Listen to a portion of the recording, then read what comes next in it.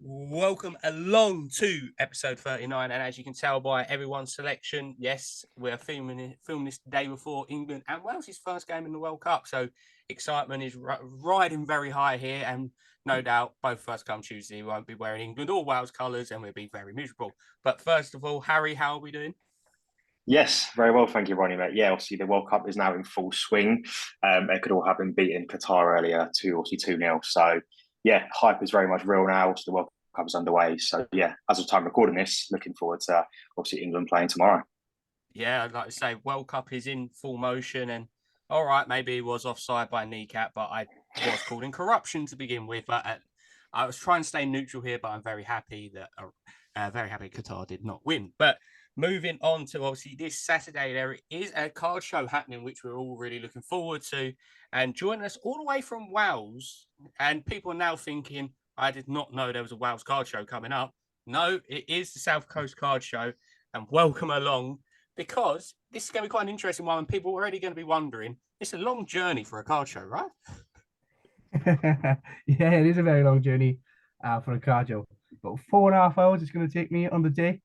But like I said, luckily I'll be going up the day before, getting out my head down, ready for the morning then. Perfect. Like I say, how I think the first question is obviously you're in Wales, the card show's in Brighton. How did that happen? So ideally I wanted a card show by myself. But obviously there's the Cardiff card show. So I thought obviously to break in, it's not really fair really to go in and start one up there when there's already one going. So I was friends with Levi anyway through the hobby. So I said to him, I'm looking to do a card show. Do you want to come with me? But obviously, Levi lives about 20 minutes from Brighton. So he said, yeah, I think Brighton's a prime location for a card show. So we started looking and then we found the venue originally then. But it all happened pretty fast. Within about a couple of texts, we were like, we were looking at names, we were looking at venues. It all come very fast. So yeah, we were just whirlwind really. I was going to say, like, we've very briefly, like, we've spoken quite a few times with Harry before, and obviously London Card Show. Like, we like would not have a clue where to start. So, like, did you have a toss up between locations you was thinking about, or obviously because obviously you live quite close to Brighton Racecourse, was that kind of like an obvious location you tried to aim for to begin with? Yeah, so obviously we've seen a few recent card shows. We've based it on other card shows at first. We've seen football stadiums and we've also seen race courses. So we had a lot what was around that area. So we closed up the South Coast card show at first, so we didn't have to just pinpoint one place. So we could have a look at multiple venues. We were looking briefly at maybe like the Amex, but it's a bit too big and a bit too not cost effective for the first show really. So then we started looking at other options, and yeah, the race course was perfect. It really fell into our hands. I was going to say, I think that's what's worked really well with London Card Show so far is that you've got the room there, you've got the space, you've got the parking there. So obviously for people listening to this, quite a few people probably be driving down, obviously getting a train. So I'm guessing there's going to be quite a bit of parking because these race courses, like what we were saying, it's designed for mass people. So I take it it's going to be parking on site. So yeah, it's full free parking out the front, but then vendors do have the option of the rear car park, so they can load through the back that goes into the grandstand hall. So yeah, there's two car parks, one out the front, and vendors can come around the back then to Fantastic. quick access.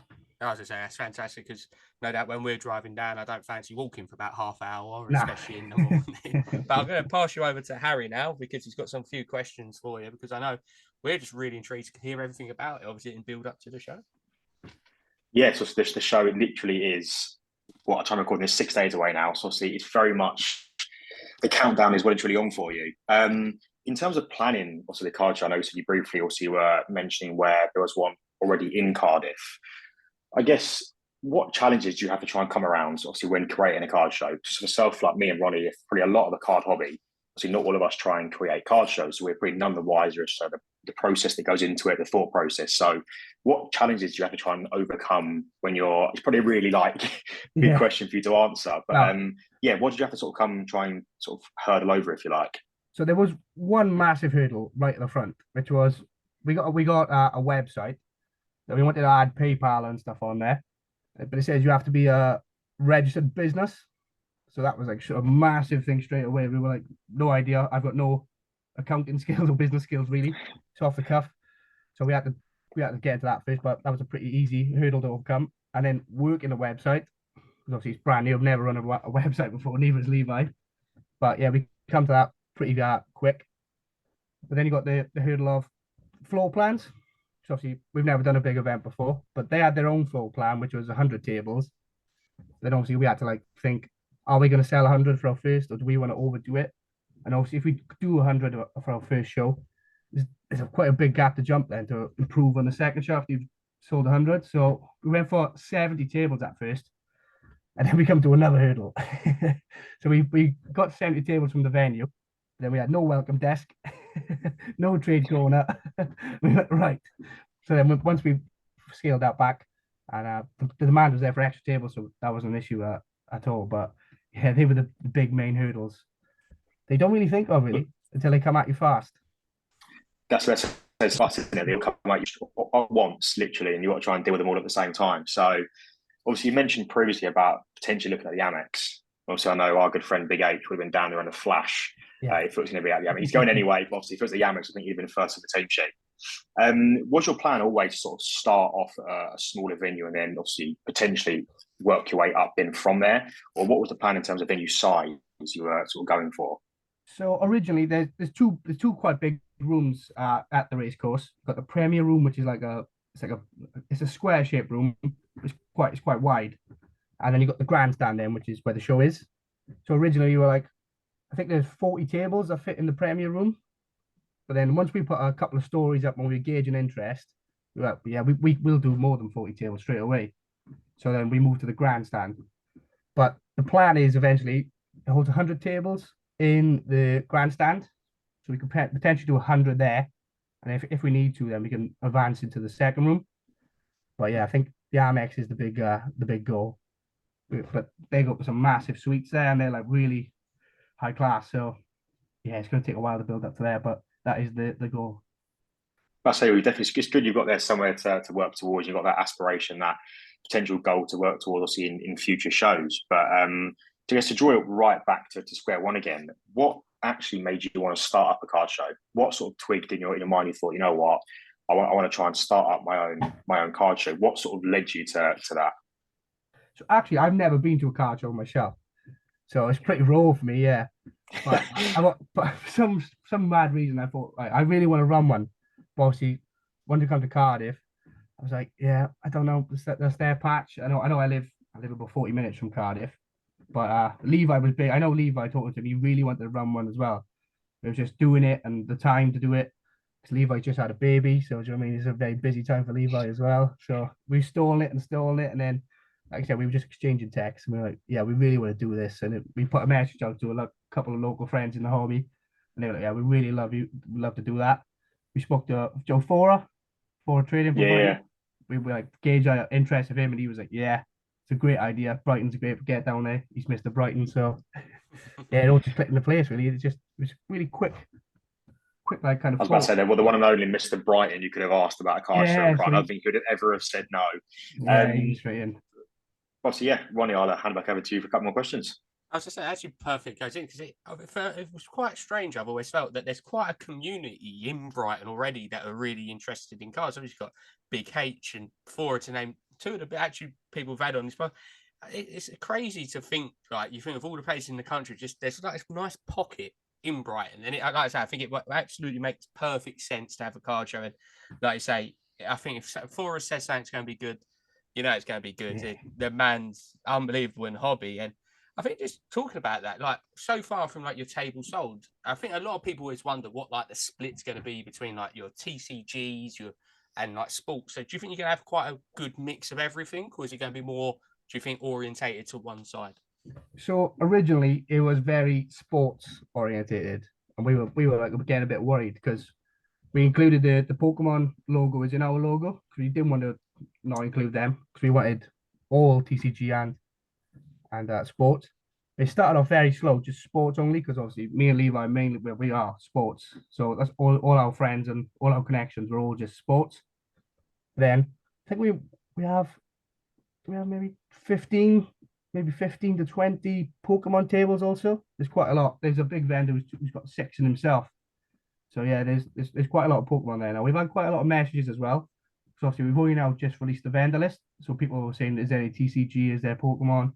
But yeah, we can confirm that there's quite a lot of Pokemon there. So if you are interested in Pokemon, there's plenty there for you.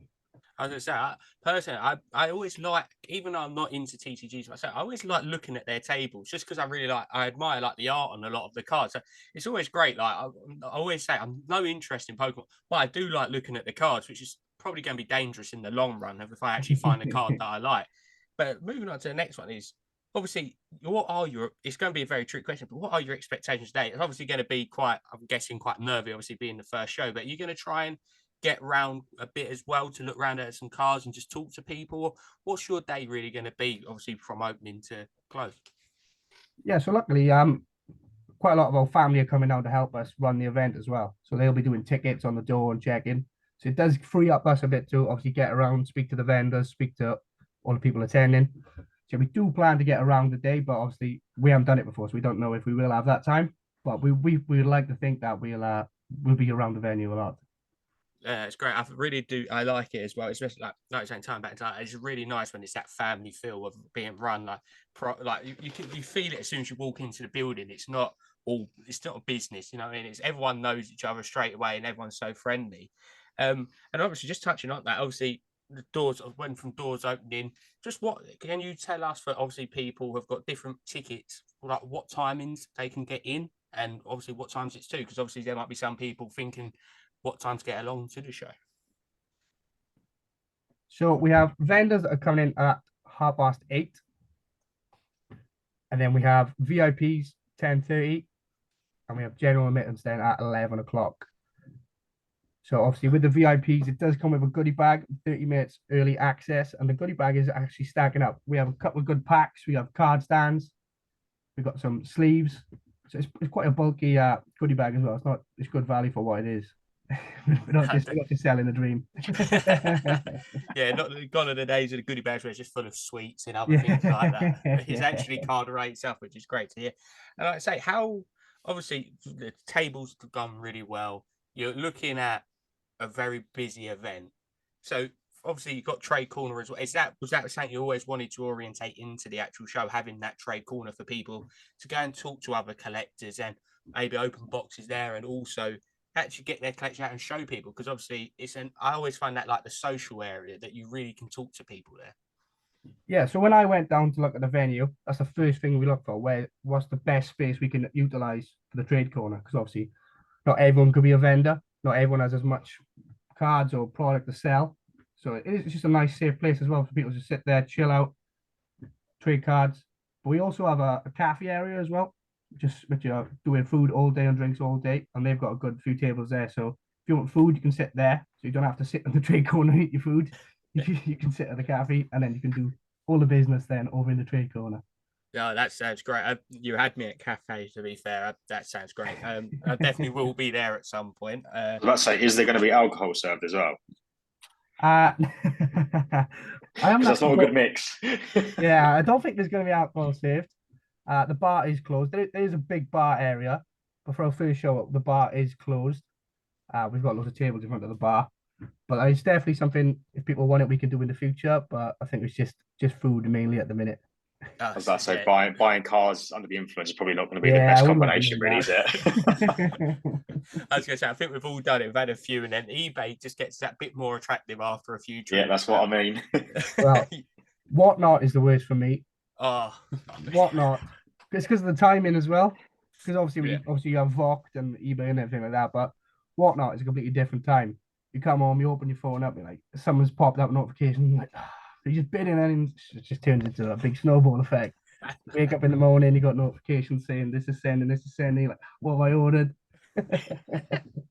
No, that's going to be a really good aspect as well, having the food actually in there as well, rather than having to go outside or to like exterior location. I think as well, it's quite good having that bit of a later start time as well. Whereas the London one is quite early and obviously runs till like 4 o'clock. Was that in your mind as well, to give people a bit more time in bed as well leading up to the show, rather than having to be up at the crack of dawn? Yeah, so we got the vendors there nice and early, because obviously they got to set up. But yeah, spread the day out a bit more because it's closed at 5 o'clock. So yeah, I've got a bit extra then. Start a bit later, finish a bit later. So yeah, you got till 5 o'clock, and that's when it all closes up. That's fantastic. And before obviously talking about the show and other things, like you obviously saying about goals, obviously you're looking at like the Amex. Would you do it a year? Like obviously it'd be early still to say it now, but would it be a yearly event, the actual South Coast show, or would you be more looking at like every 3 months or even every 6 months? Yeah, so I think quarterly is what we're looking at. So that's what we'd like to do. Obviously, we'll have to see how things go, but I think quarterly is the main aim. But yeah, the Amex is the goal. But then also, you never know. We don't know how we're going to grow. We'd like to think we're going to grow pretty rapidly. So you might, say, due to the South Coast tag, not just the Brighton, we might grow somewhere else. So it's a difficult one. You'd like to say quarterly, but yeah, bit of a tough one that. Yeah, as I say, because it's always hard to gauge whether, like, it's very hard to know if the interest will be there and how. Yeah, Like, it's a very tricky one. So, and like I say, it always comes down to that first show, and you can, when you really get to talk to people, you really understand, like, would they be traveling and everything like that, and especially being World Cup as well, that it might play in your advantage of having a lot more people wanting to buy soccer cards in inverted commas, or but then obviously the World Cup's on as well, so people might be watching. So depending on the time of year as well, depends on how many people come. So is that something you also thought as well, that obviously it might not always be the true reflection of like having a show in November in comparison to say if it was like a May or April? yeah. We also had a couple of messages of people saying it's Thanksgiving and they have family in America because it's on Thanksgiving weekend. Yeah. Obviously, we had a lot of slotted time, and it's also a payday friendly show as well, which obviously don't want to put the stress with it, obviously what's going on in a minute and people's money, everyone's money going elsewhere. So that was kind of what we planned in as well. But yeah, it is tough with a World Cup on because I think England playing the USA the day before. I Friday believe night at 7 o'clock. Yeah, the day. There might be some sore heads coming down to the show. Yeah, that's what I looked at that straight away. I was like, when's England playing? I seen Friday. I was like, oh, that could be very interesting. Yeah, luckily Wales are playing at 1 o'clock, so it's not too bad then. I got a bit of a recovery session. Yeah, Ron, if I turn up to yours late, mate, I can only apologise. yeah, we'll see how that game goes first. Otherwise, there might be a lot of people throwing shade at some American cards of that day. They'll be like, no, I don't want to see none of it's that Pulisic. No, get that out the door. We don't want none of that. But no, like I say, for obviously there might be quite a few people still thinking about coming down or undecided. If they were still wanting to pick up tickets, there's still tickets available for the show.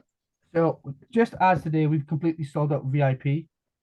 So VIP and vendors are completely sold out, but there's still general admission, and we will be doing tickets on the door if that's people want to do. So if it's like a last minute plan, we'll definitely accept tickets on the door. But yeah, there's tickets left on our website.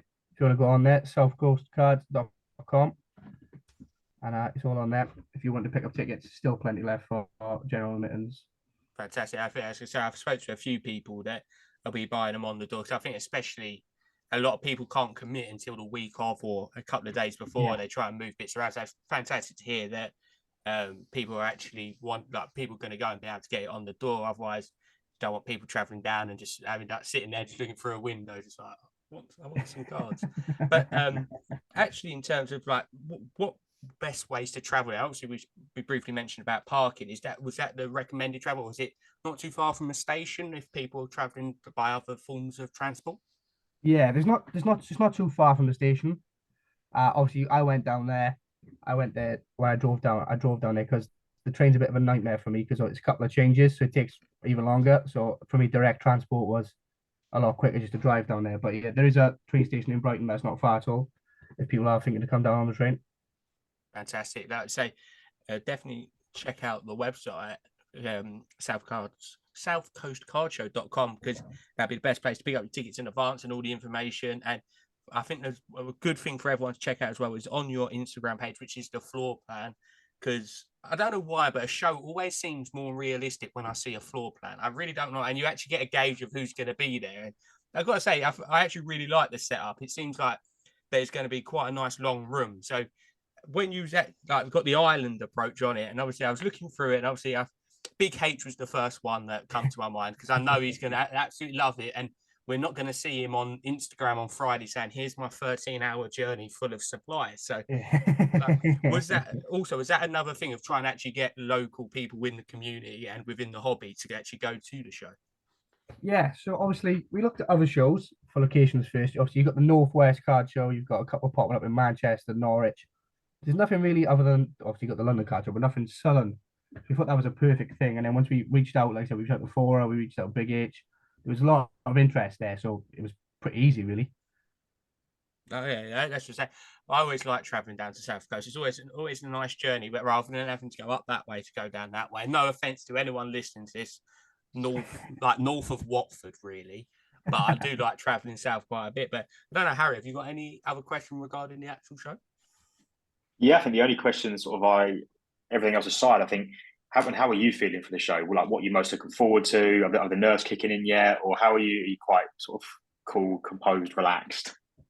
I would like to say I was cool, composed, and relaxed, but yeah, the nerves have kicked in a bit because obviously I've never been to a card show before. Levi has, but yeah, I've never done it. But I did buy tickets for the London show, just I wasn't very good at booking my trains, so I left it last minute, and the prices were a bit too. I was like, nah, I can't go down there now. But yeah, the nerves have definitely kicked in. But I think we're pretty much everything set now. It's just turning up on the day, getting the job done. So, what are you most looking forward to for Saturday? So I'm most looking forward to just getting down there, meeting people, because I said I've never been to a card show before. I've only know people's Instagram names. So getting down there, mixing, talking to people, seeing people I've been talking to for nearly over 2 years now. So it'll be good to finally get there, put names to faces, and yeah, just mix, have a good laugh, and Yeah, definitely. pick some cards up. Yeah, definitely. I must on that subject. Obviously, card show aside, who do you PC in terms of who do you collect? Any specific team, sports? So I just do American sports because I'm a Swansea City fan, and yeah, there's not a lot you can really pick up for Swansea City. Even though I do have some nice Michu cards from back in the day. Legend. Yeah, Respect it. I got one in his. I got a Tops Michu card. I think it's 2013 season with the Adidas kit, the last year in Adidas kit we had. And I've also got a Spain. He played one game for Spain. Funny enough, he's got a select Euro card, which is quite nice actually. I have to dig that out somewhere. I don't know where that's going. But in terms of American sports, I am Toronto Raptors and Atlanta Falcons. So this year is pretty good for the Falcons due to having two nice picks. Is finally nice. We had Kyle Pitts last year, but he's not really used as he's not really he hasn't reached his full potential yet. But I got plenty of Kyle Pitts at Raptors. I collect a lot of jerseys actually, a lot of signed jerseys. Nice. Nice. I have a big variety of signed jerseys. Too much really. I bought Pristine Auction a lot. That's where I spend most of my money on Pristine Auction. Staying up late bidding on the 10-minute auctions. And then you get hit with a buyer's fee and you're like, ah. But yeah, when you get in your hand, then really nice. I've got a nice Wayne Rooney Man United signed top. Well, so I have a Calvin Ridley, which has now been traded to Jags, which is quite painful. Yeah, I've got quite a big collection of signed jerseys. Nice. Well, you think, Ronnie, mate, that's me covered.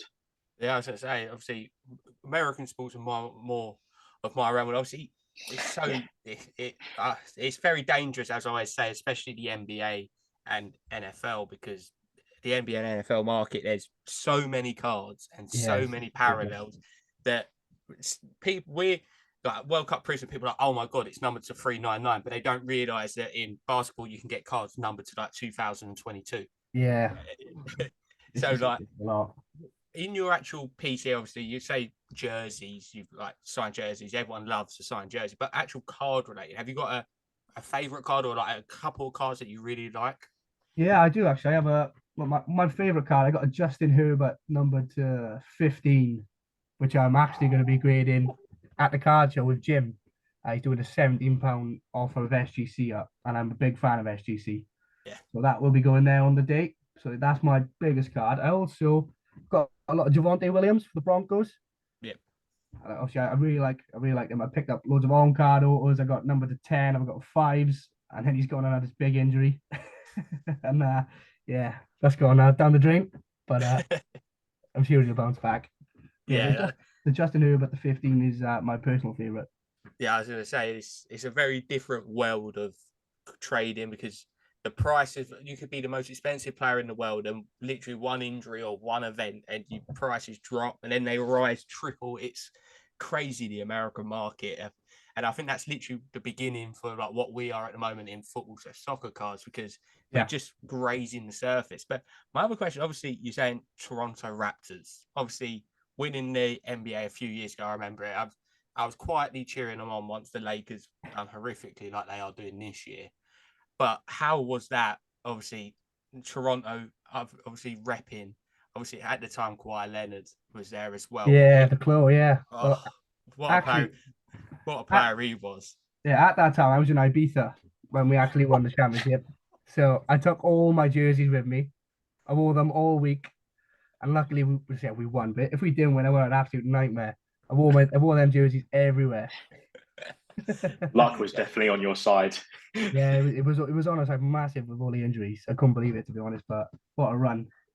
Shame he had to leave us the next year, but what a player, Kawhi Leonard. What a player. Yeah.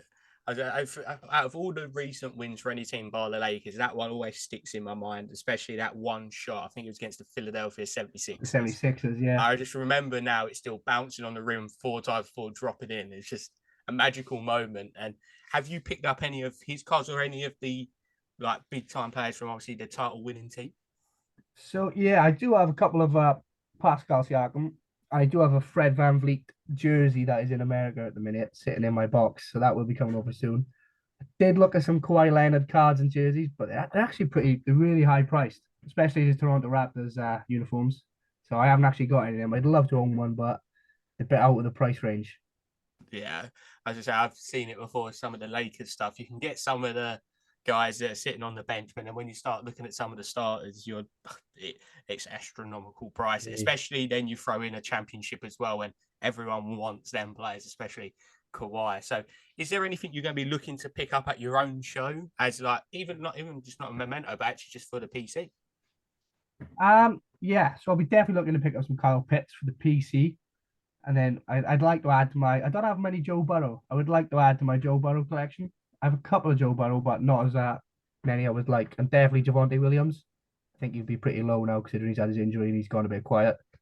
So yeah, definitely Javonte Williams, Justin Herbert, Joe Burrow, and Kyle Pitts. I'll be looking to pick up. Yeah, I think hopefully you'll be able to pick up. Cause it'd be quite a nice touch as well in your PC. I got these cards from my own show. That's quite got a good ring to it. So I think you actually got, before we have some more questions for you about your, I actually think that you've come to us with questions for a little question time, which we've been looking forward to. Yeah. I thought the idea to come ask you some questions, you know what I mean? So the first question I'd like to ask you, obviously for both of you, Ronnie, if you want to answer first, then when you're done, Harry can answer. Yep. If you had to pick a five-a-side team of Arsenal players, who would your five-a-side team be? I was thinking about this one for a few hours because I didn't want to. I couldn't rush into any decisions. But I ended up going for my favourite five. It's very close to my all-time best five, but I've gone for Jens Lehmann in goal because he was a great goalie and an absolute nutter, and I used to love him for being a nutter. Sol Campbell at the back. Tony Adams was a close second, but Sol Campbell, just for everything what happened, had to go in at back. I've gone for a player that I've stuck up for a lot recently, who's now being an absolute gem, which is Granit Xhaka. And I think I might be one of the only people actually a couple of years ago was actually buying his cards. So yeah, I can see that. And then I think a lot of people's front two, Super Dennis Bergkamp and King Thierry Henry, just have to be in there for sheer quality and just world-class talent, and obviously delivering titles and cups as well. Yeah, I think that's hard to argue with, really. So it's a pretty solid team. Yeah, so I ended up with someone's running up at Lehmann in there. However, I opted for Tony Adams at the back. I really wanted to fit in the likes of Saka, Martinelli, Odegaard, but I was like the class of the four that I picked. Otherwise, I was like, you can't really argue. So I've gone Patrick Vieira in the middle. Nice. And then also I've gone for Henry and Bergkamp up front because I don't think you can really get much better in terms of Arsenal greats than Henry and Bergkamp. Yeah, I thought Fabregas might sneak into one of your teams. Nice five-a-side. One of the things is five-a-side though, I think Vieira all rounder, mate. Yeah, all rounder. That is very true. I'm actually going to ask you. I'm going to actually refer to one back as well. Go on. Because obviously I was going to say Swansea then, but we know Michu's going to be up there. But I'm actually going to say I was debating whether Wales or Swansea, but I'm going to go Swansea because there has been some great players in the last 10 or so years, especially like some cult legends that I'm waiting to see if they make it in or not. So yeah, I was thinking when I thought of asking you that question, I was going to do 11 aside all time, but it's quite hard to do an all time because obviously we haven't seen every single player play who's ever played for Swansea. So that's why I asked you the 5 aside. But yeah, it's a really tough one actually. Don't think about that. The goalkeeper is between 2, but I'm going to go with Lucas Fabianski because he was brilliant for us. The close second was Michel Vorm, but he's tarnished it by the way he left. And the team he went to. Yeah. But centre half, I think I'd have to go Ashley Williams. Yep. It's a close one to Chico Flores as well because he was an absolute nutcase. Chico Flores. I remember him. That's a name I haven't heard for a while. So I'm going to go 2 in the middle. Got to be Leon Britton. Coutinho, it's got to be in there, Leon Britton. You can't have a team without Leon Britton. And then the second one is a toss-up between, if you go, it's quite hard actually. So if you go back quite a while ago, you had Darren Pratley in the lower leagues who used to score some serious goals. Jonathan de Guzman, who scored some great goals. Yeah. Did in the free kick in the Europa League when we were in Europe. That was an unbelievable goal. Not for maybe footballing qualities, but John Joe Shelby, he was another nutcase. But I think I'd have to go because you could go Gylfi Sigurdsson, but yeah, it's a bit, That's your subject.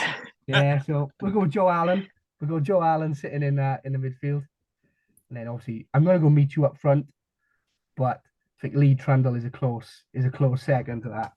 Skills, just class. We used to do some magic stuff, magic daps, but yeah, it'd have to go Michu up front.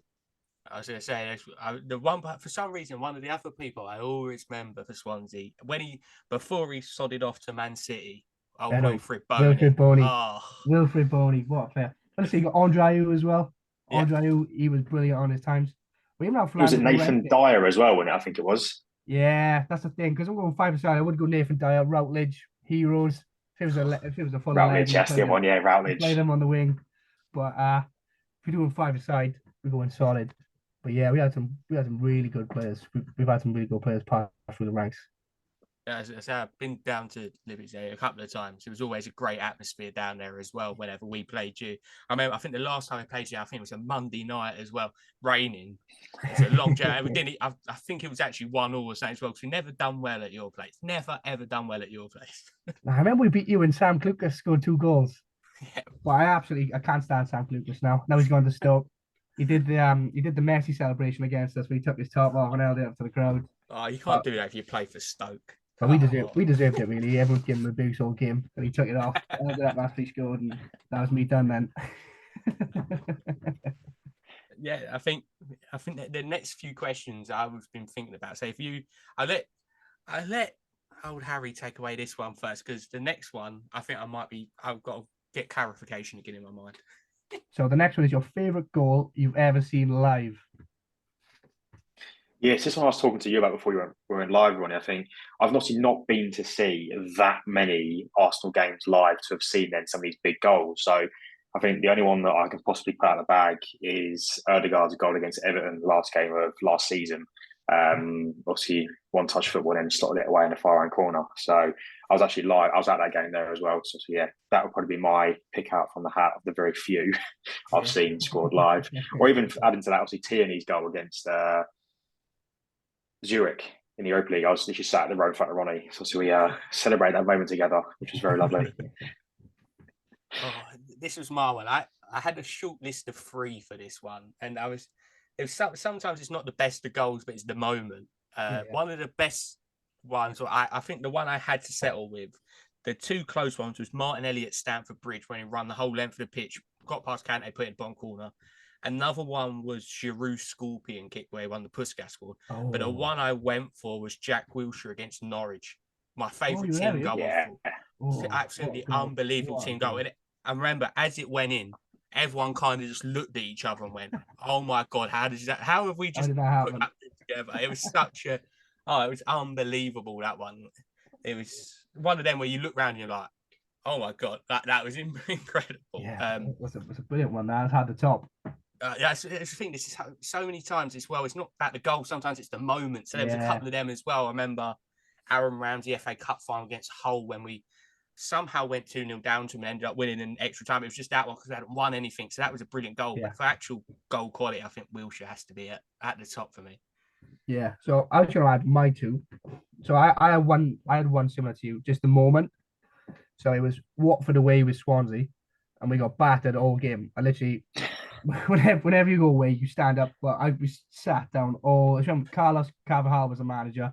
We're playing boring football. We got absolutely battered, and then we come back and we won 2-1. Last kick of the game, Narsing scored, and the full crowd, everyone was up, and it just went absolutely mental. So that was for a good moment for Limbs. But my favourite goal I've seen live was quite recent, actually. It was in the World Cup playoff semi-final against Austria. That Gareth Bale free kick just clips the bar and goes in. What a goal that was. Absolutely ridiculous. What a moment that was as well. Yeah, fair play. Brilliant. Yeah. See, I was lucky to go to the semi and the playoff against Ukraine. I went to both, but what a moment. It was absolutely ridiculous. So I went to most of the most of the games before that as well. We drew 0-0 home to Estonia. And I was like, oh. And we scraped through with the Nations League. And it was pretty obviously the atmosphere was ridiculous in that Austria game when he scored that free kick. But before that it was pretty like flat with we weren't playing nothing, we were getting battered. Arnautovic hit the bar. I was like, oh, this is dangerous war here. But yeah, that goal was ridiculous. That's definitely my favourite goal I've seen live. As I say, I remember watching that as soon as it happened. I was watching it live, and I was just like, and then, like you say, the atmosphere was just incredible. And obviously, now, obviously, as of recording this, it's made it all worth it. Build up for tomorrow's game against the United States. That was special. I think it's one of them legendary things that will go down ever in Welsh football is that free kick. Yeah, well, I said last time we had a World Cup was 1958. So yeah, it's a pretty long wait. You've had some really good players since then as well. Obviously, I went around to watch most of them, but it makes you think though, how didn't you do it? But obviously, qualifying was a lot harder back then than what it is now. And we're not blessed with the biggest pool of players. Yeah, and that's what I say. It's going to be a very interesting one, especially come the last game of the group when it's going to be wow. It could have a low riding on that game as well. Yeah. So like I was saying earlier, I don't really collect, like we say, soccer cards, but obviously now Wales are in the World Cup. They're actually in a product, which they're actually there. It's not like a road to. They're actually in the World Cup. But there's only, which I believe, there's only 5 players, Welsh players in the checklist. And it's not really good. There's a nice, I heard you talking last week, there's a Bale National Landmarks. And that is really, it's got the sheep on there, it's got the castles on there. Yeah, it's a nice landmark, that. Yeah, I was bidding on it. I was bidding on a few on eBay the other night, but I'll wait for them to drop a bit in a couple of weeks. I'm not that desperate to get my hands on it yet. Yeah. I could definitely wait. But yes, it's actually nice to be in a product for a change. Even though I've got like 5 players. We've got Ethan Ampadu, Joe Roden, Joe Allen, Ramsey, Bale, and Dan James. We've got no autographs at all. We've got no autographs. Been robbed. They've got 2 case hits. One's Bale and one's Dan James, and that's it. So yeah, it's quite frustrating, really. I would like to get a few players. Yeah, like I say, hopefully you'll be able to pick some of them up as well next week. Hopefully, and even if there might be a couple of breaks, so I know next week's guest trade we are on here. I think about doing some breaks there, so hopefully they might do a break and you might be able to pick up Wales then. That. Yeah, I don't think many people will be picking up Wales anyway. Bring your hat along. Hopefully you get a discount. You'll be like, exactly. I'm here. But I think there's now a couple of good questions coming up as well that have had us thinking, and even we were talking before you joined, and I was thinking of things as we were talking, so no doubt they're going to change between now and you asking anyway. Yeah, they're very difficult. So this one, I like to hear your reasoning for it as well. The next one, who's your footballing GOAT? So it's a tough one, really, because obviously we're talking current or all time. You can do current and all time if you want. It's up to you, or you can just pick your all time favorite. My all time favorite has and will always be Thierry Henry. Yeah, always. I think everything he did at Arsenal, from obviously the hat trick he scored at Wigan last game at Highbury, The goal he scored against Tottenham, the goal he scored against United, once he flicked it up on the volley on the half turn. I think everything he did at Arsenal was just incredible. To then come back and score that goal against Leeds at the Emirates as well, like it's just iconic. And for all the above reasons listed, yeah, Henry will always be my all-time footballing GOAT. Being an Arsenal fan as well, but I think in the current era, I am a Messi GOAT other than a Ronaldo. Ooh. I think even more so since the interview of Piers Morgan's come out, I've more just gone, you know what, like he's just arrogant. Like he's not all he's made out to be. Like, yeah, he can perform. Yeah, he's a good player. There's no doubt about that. But I think Messi's class speaks for itself. Yeah, so yeah, there's my two answers. There you go. Thank you. Yeah, I think mine's slightly different with Arsenal. Obviously, Henry. I think it's always a tip up between two. I think a lot of people, it's either Henry or it's going to be Marlon, the Iceman himself, Dennis Bergkamp. I just, as a young Arsenal fan growing up, having very lucky enough to be a season ticket holder, watching what he could do with the ball, Henry was unbelievable. He was the best. I still to this day he should have won the Ballon d'Or that year, but. That was robbery, how he didn't. Robbery. Some of the things that Dennis Bergkamp done with a football, I just still don't know to this day. You rarely see it even now. Some of the, obviously, people always remember the Newcastle one where he flicked it round, he went round the other. He was just 10 steps above people sometimes. It was just crazy. I think he's also, as well, not many players actually retire at Arsenal as well. And I think that might just tip it for me because his dedication, once he signed for Arsenal, he didn't want to go nowhere. He was in the club until the last game he played. He was unbelievable. That last season in 06, he was even great then. It was just a shame the fairy tale ending didn't happen in Paris, but a Bergkamp for me, but obviously Henry is just still legendary. But my current one, I've got to agree with Harry, is Messi for me. And I have seen, lucky enough to see both of them play live. And I remember traveling all the way to Barcelona to watch round of 16 Champions League game, actually quarter-final Champions League game. We went 1-0 up, and then Messi decided to score 4 goals. And everyone just stood there in amazement in the Arsenal. No one complained about the result, and everyone just literally went and said, "We've probably just seen one of the best performances in the history of football." And to this day, I just can't. Even when I watch it back, it gives me goosebumps because he's just that good. No one could get near him. And also, we had Almunia in goal, so realistically, a lot of people could have scored 4, but some like. Him and the ball control, I remember like him just weaving in between 6-7 players. It was always just a joy to watch. Yeah, so you can't argue with that as well. Some good reason there. Like I said, obviously being a Swansea City fan, I can't think you can have a footballing GOAT to a certain extent. You can have legends, but I don't think you can have a footballing GOAT coming from your local club. So even though obviously I went around to see him play, I think Maradona, the clips you see of Maradona and the skill, the control of Maradona, and just the finesse. I think back in the day, he was absolutely brilliant. But I've gone opposite to you in the current debate. I'm Cristiano Ronaldo. I just love the way you can the picture of him when he's above that player, heading the ball. I mean, they're looking up at him. It's just an absolute specimen. Especially when he's at Man United, free kicks against Portsmouth, some of the goals he scored. Just a big Ronaldo fan. But like I said, that interview now, yeah, it does make you think of him a bit less. But it's a difficult one with the situation that's going on with the club. See, I think he is getting disrespected a bit, but he's also been pushed far enough to come out and want to do that, and for it to be happy to be published. So he's also been pushed around and thrown around, and yeah, I don't think he's been given the same respect he thought he might have done going back to United. Obviously, you've got to draw a line somewhere to retaliate, if you like. Yeah, I think the best way to really respond to it is just write an open letter to the fans. Come out with an open letter, post it on his Twitter or wherever he's got to do it on his Instagram with a big open letter explaining obviously why he walked off of Tottenham, why he's come back, why he's not happy. I think that's the best way to deal with it, really, rather than going on to Piers Morgan. And it's not really of all people as well, Piers Morgan. It's not really a good interview either, is it? It's not like he's not pushing back on any of Ronaldo's points. He's just like a yes man, really. He's just listening to what Ronaldo's saying and taking it all in, just inventing his. He knew what he was doing. Really. Yeah, exactly. It's good for Piers Morgan.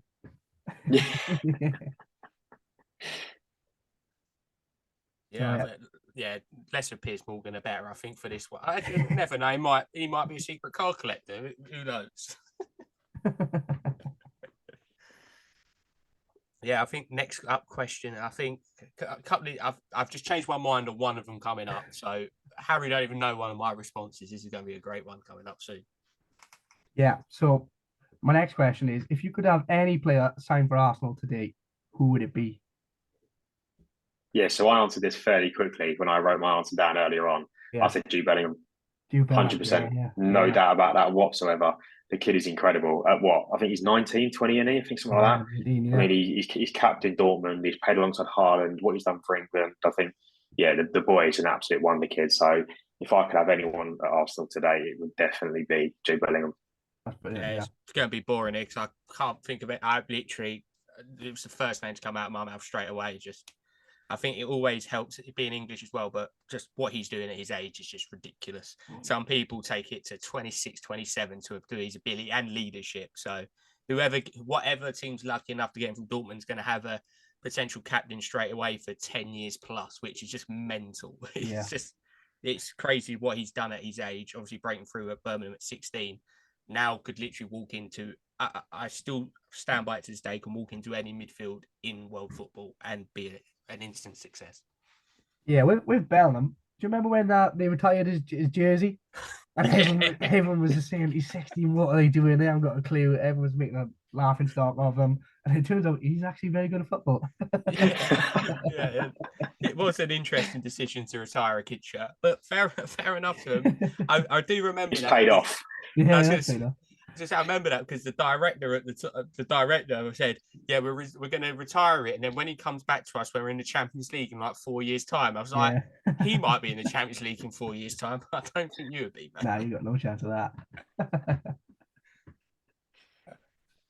I would actually throw it back for Swansea. Obviously, you would probably say Messi, Ronaldo, or someone like that. But is there anyone in particular? Obviously, the two. I would even say like one of the Welsh team members. Who actually, I would do that. If you could sign one of the Wales team players to play for Swansea, obviously quite a few of them have got a connection with the other team in Wales who don't particularly like. Is there anyone in particular you'd like to see play for Swansea? Yeah, it's obvious. It's really easy. Gareth Bale, but not just because of his ability. I don't know if you saw over the summer about Cardiff City rumours, and they were all putting pictures of him at the training ground saying he's signing for Cardiff City, but actually he was doing their LAFC photo shoot at their training ground. So I'd love that. Just obviously pure ability, what a player, and just a rub it in Cardiff's face that he signed for us, not them. Absolutely fantastic.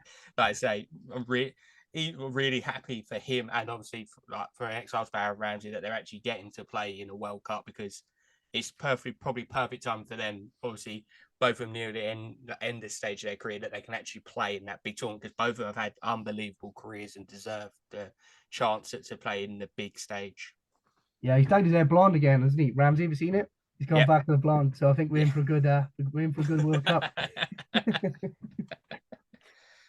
Yeah, I think, like I say, I think moving on to the next one, because I think some of these questions have been great so far, and I'm actually quite intrigued for anyone listening along to send us your ones as well, because I've no doubt there's going to be some great ones out there, especially for best goals seen live. I think that could be a great one. So I have no doubt there's some people seeing some absolutely ridiculous ones out there, and also just legendary moments as well, because it don't matter what level it is, from professional level even down to amateur level. There's always going to be them goals that people remember forever. Yeah, I like to hear that, because obviously you think of the amount of range, variety of goals everyone's seen live. And obviously, it doesn't have to be mega stars. It could obviously be League One, League Two. It'd be good to get everyone's response to that, actually. Best goal seen live. Yeah, definitely. I definitely will be putting that out on the Instagram for people to respond to, and then we'll see what responses we get. Moving on. Let's hit this next one. Don't worry, Harry. I'll take this one first. I know you've been giving me the thinking time, so I'll take this one first. Yeah. So yeah, it's your favorite sporting moment live. This one was a tricky one for me. It was between two, and I had to go. I nearly picked, even though we lost, I nearly picked the 2006 Champions League final, because it was just an unbelievable experience being in a Champions League final. But I had to go for last game at Highbury 2006. It was just, even though it was Wigan we played, it was a massive one. We had to win. Obviously, a certain other team are blaming food poisoning, whatever. They didn't beat West Ham. But it was just like, you felt the history. You felt like just that day in time that it would never be repeated again. You'd never play another game there. And it was just, as soon as that whistle went, the atmosphere kind of just changed. It was like, it was just, it's hard to put into words because everyone knew, oh, that's it. We'll never be sitting in this ground again. Obviously, we had the new ground to move into, but it was just pure history and emotion that day of everyone had grown up there, watched all the games there, and then you realise that you're never coming back. So it was, they had to literally kick people out of the stadium because people just didn't want to leave.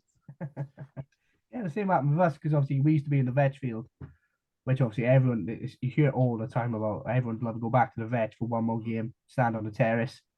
So obviously now it's obviously we got a bigger stadium, but the atmosphere is very flat. Unless it's Bristol City or Cardiff City game, it's pretty flat atmosphere at the minute in Swansea City. Yeah, I think my again obviously similar to us in the favorite goal I've seen in live. Obviously, I've not actually been to see obviously too many Arsenal games, but in terms of sort of the biggest sporting moment for me, it would probably be the 2007 Emirates Cup. First game I went and saw with my old man and my granddad, and I was a mascot at the game as well. To this point, I think I was 8 years old. I think it was. Yeah, obviously walked out with the Arsenal team and walked out with the Inter Milan team as well as a mascot. So obviously not so much a big sporting moment, but I guess a sporting moment in my life. Yeah, it's a big thing being a mascot. Which I mean, when you're a little Oh, kid, it's mental. Honestly, it's mental. Like walking out onto the Emirates Stadium pitch is just ridiculous. I mean, I know I was only 8 years old, but yeah, it was just mental to stand next to the likes like David Villa because Villarreal were in there as well, and obviously Van Persie, Fabregas, the Arsenal team. Yeah, it was just mental. Yeah. So I've got two actually, but I'm going to be very selfish here. I'm not going to go international. Obviously, I did see Wales reach the World Cup, but I'm going to go absolutely selfish and just say Swansea City getting promoted to the Premier League. Scott Sinclair hat trick against Reading probably is the best. Well, it is the best sporting moment I've ever seen live. It was unbelievable day. I think it was that 11, 10 or 11. But it was still the best day. Obviously, getting the Premier League, and we stayed there for quite a while. Did 7 years in the Premier League, but yeah, that was definitely the best moment I've seen live. Definitely a moment that will never be forgotten. That's just what it is. There's certain moments that matter. Whatever happens, you'll always have that memory. And like I say, promotion to Premier, I can only ever imagine. Lucky enough that I, for the moment, don't have to worry about that, and hopefully never have to. But I can only imagine the Championship is so hard to get out of to get that promotion into the promised land, and obviously then you realise all the big boys are coming to town as well. Some of the players you get to see, it's just got to be such a magical moment. Yeah, I'll never forget either Gabbiadini scoring for Southampton to send us down. Never forget that day either. For the wrong reasons. Yeah. That is another name I haven't heard for years. Old Gabbiadini. Oh yeah, Gabbiadini, yeah, he scored. I can't remember who he scored against, but just remember him scoring. Then obviously took Southampton extra 3 points up, and yeah, they had us. Damn it. Not a sporting moment I want to remember. No, definitely, and I think that is a perfect segment into the next question. Yeah, so this is a very debatable one. There's a good range of answers in this one as well. So a sporting moment you would have loved to see live. Could be any sport.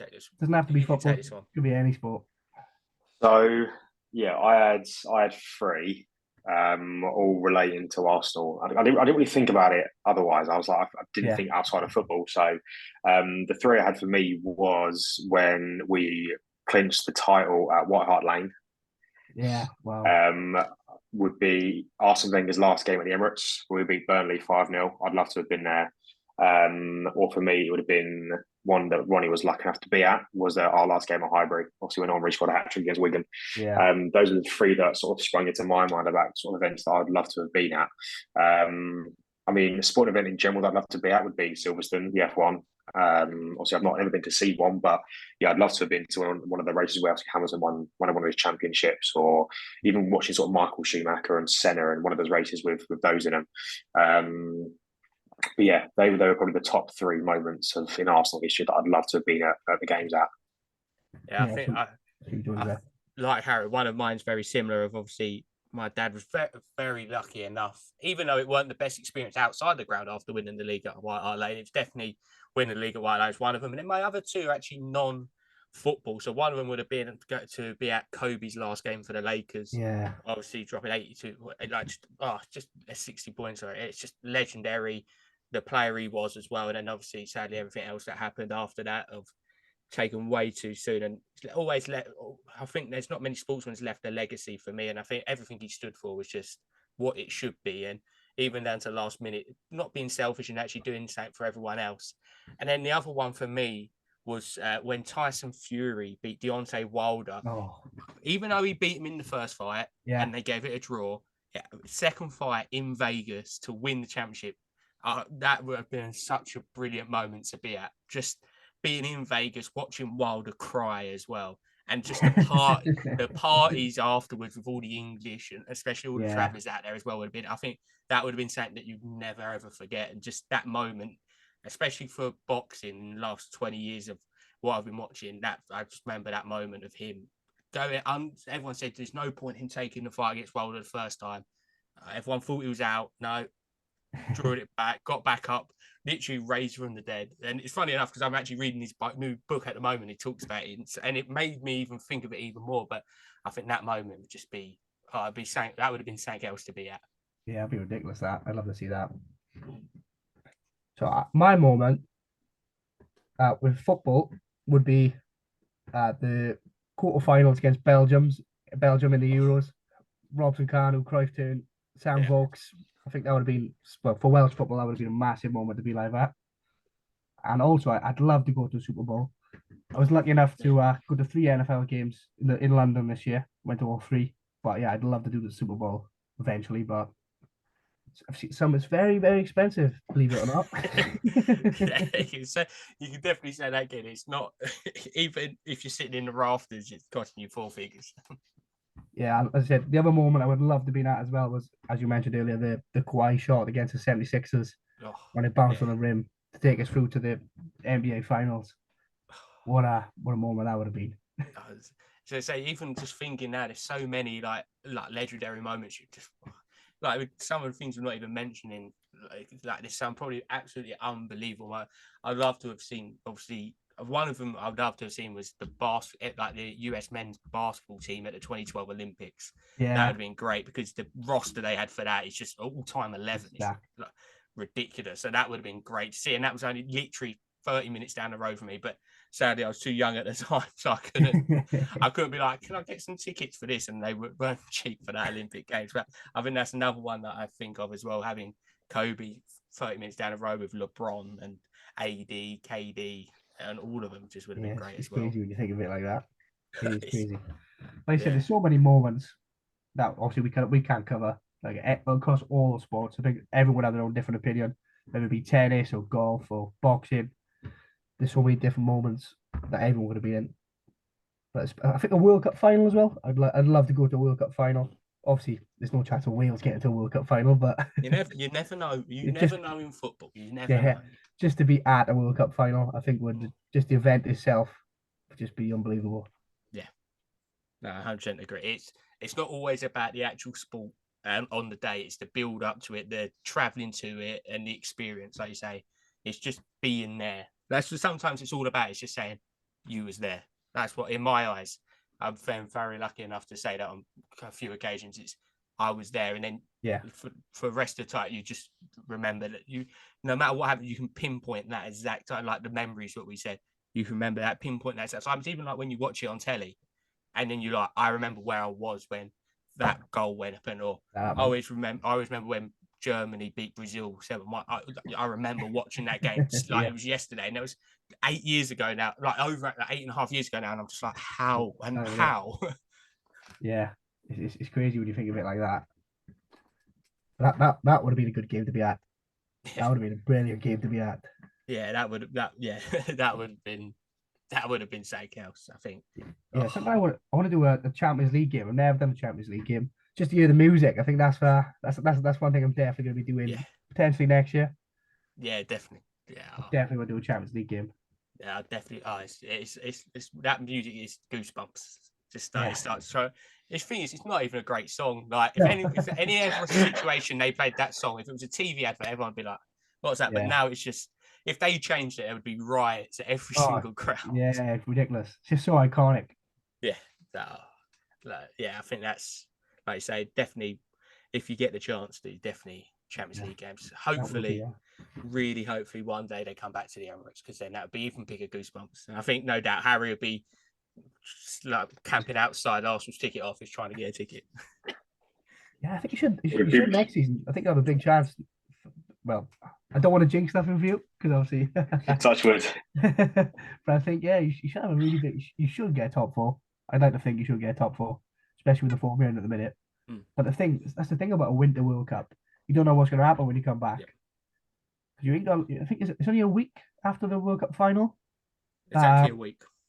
Especially with some Brazilian players you have there, they might be there till the very end. Yep, So, that's my worry. Literally, Yeah. World Cup final is Sunday the 18th, and then Monday the 26th we've got West Ham at home. So not Yeah. even a quiet game to come back. Even though we lost in the Carabao Cup, we miss out that midweek, but it's still straight back into a London derby. It's just, I'm like, well, the championship starts back before Christmas. It starts back before Christmas. I think it starts back before the World Cup even finishes. The championship. Yeah, doesn't make sense, but that's what it's doing. especially for the teams who've got players there, or literally have been in 40-degree heat for 3 weeks. They're going to Yeah. be absolutely knackered. Come back to sunny Swansea. But yeah, I think that was a great talking about. I think that, to be fair, I think quite a few of these we're going to definitely get on the stories because we'd love to hear a lot of people's ones. But Yeah. I think the next question as well is, to be fair, they were great questions. I think I think me and Harry are going to do a question thing every week, try and get questions sent in because it's really good just to. A lot of times people automatically think cards related, but it doesn't have to be. It could be anything. No. It's good. It's good to get to know people's other experiences. Do you know what I mean? Sporting moments and goals and first card you ever bought and all stuff like that. But it's all good fun. It's good to hear, especially on the stories. Because obviously you don't have to you can't come on a podcast with every single person. Do you know what I mean? So just to put a story up there, share the responses onto your stories. I think it'll be good. Yeah, And it could be chaos with everyone. Yeah, I think a question and answer podcast would definitely be a very popular one. Yeah. Maybe you couldn't read every single question that some people might ask. I think it'll be a very successful podcast. That. Yeah, 100%. So I think you've got another couple of questions, and I've actually got a prop waiting for one of them. So it's Yeah. great. I missed one. I just mentioned it then. That's the question I missed, which is your first card you ever bought. I'm going to go with this one because I've got it right here. This is a Spectra Next Era D'Angelo Russell patch card from 2017. It was my first ever card I bought. Now sitting lovely in an MGC slab, but this started the journey and the bank balance being much lower. But a card that I'm very happy I've never got rid of because I've always remembered that as my first card, and I always will keep pride possession in the D'Angelo Russell collection. So that was actually my first card. I'm very happy now it's all slabbed up and protected. Even I wanted them to put on the label my first card, but sadly, yeah.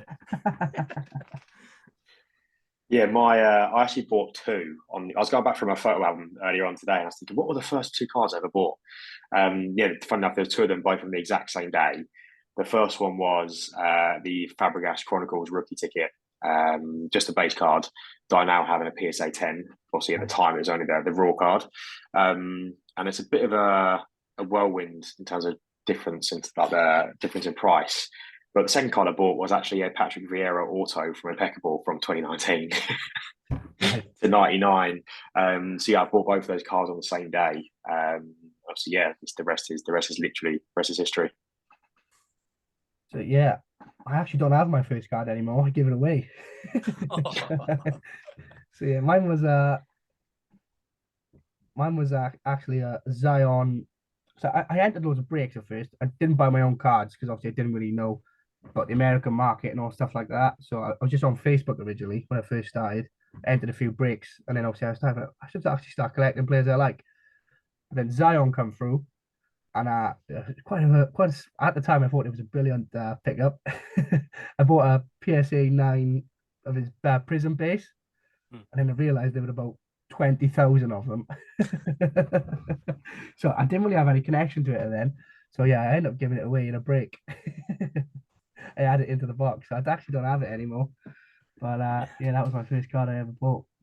As I say, the market has changed a lot since a couple of years ago when base cards, everyone was sending base cards into PSA. Like you say, you see it especially on like the Jar and Zion Prism rookie. The pop is just it's mental. Yeah. If anyone have a look at Zion Williamson, Jar Morant's Prism, any of the parallels, and especially base on PSA and Beckett. They hit thousands. It's ridiculous. You see it in America now that they're like, people just have like 100 in a stack and they're just like, well, this is a bit pointless because they literally thought, oh, these were going for 100, 200 at one point, and now I probably don't even know where they are now. Probably about 20, 30, if that. Yeah, so I actually got offered quite. I was getting lots of offers for it as well, so I picked it up because obviously I just used the American mark. I picked it up and I was getting lots of offers for it, but I was very stubborn at the time. I was like, nah, it's not, it's worth more than that. It's worth more than that. And that's the thing. Like I heard you mention it last week about the UK prices being very firm. I think it is that thing about I've got to take a loss sometimes. You can't always have a win. Yeah. But yeah, it was very stubborn at the time.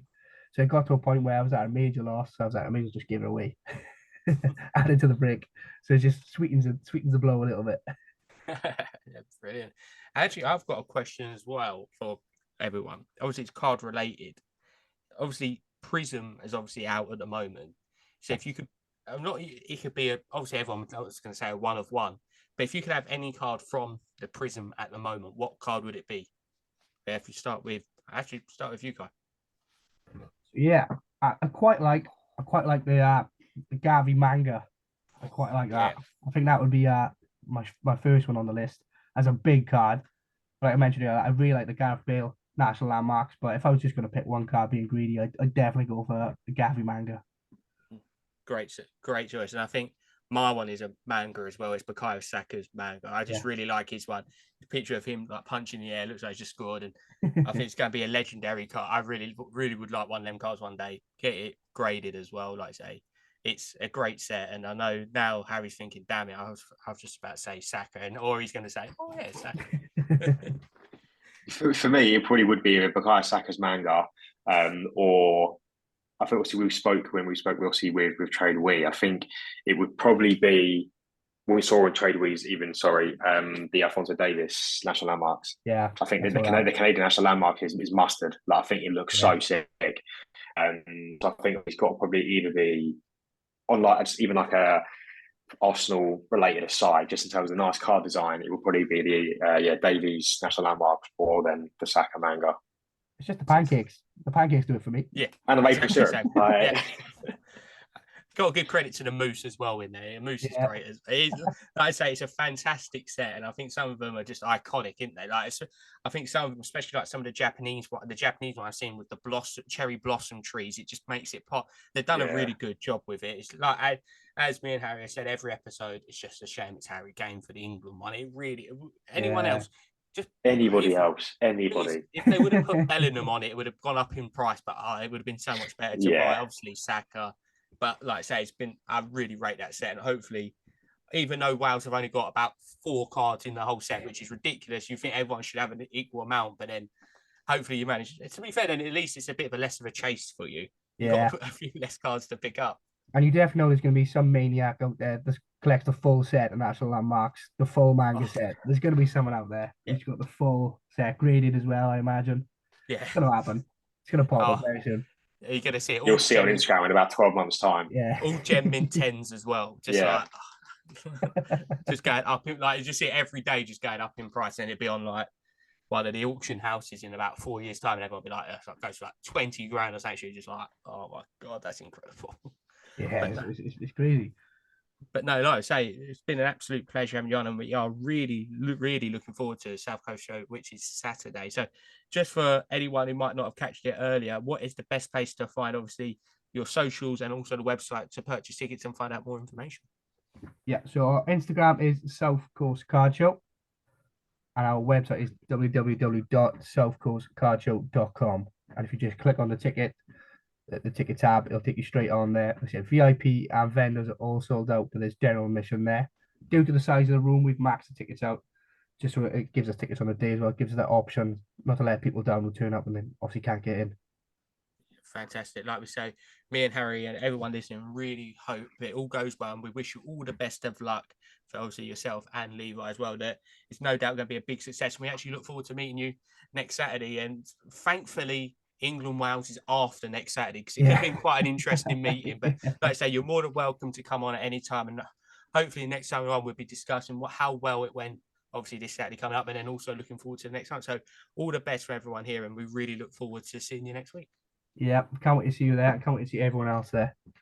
But like I say, it's been a fantastic episode. We really do look forward to seeing everyone down at the show on Saturday.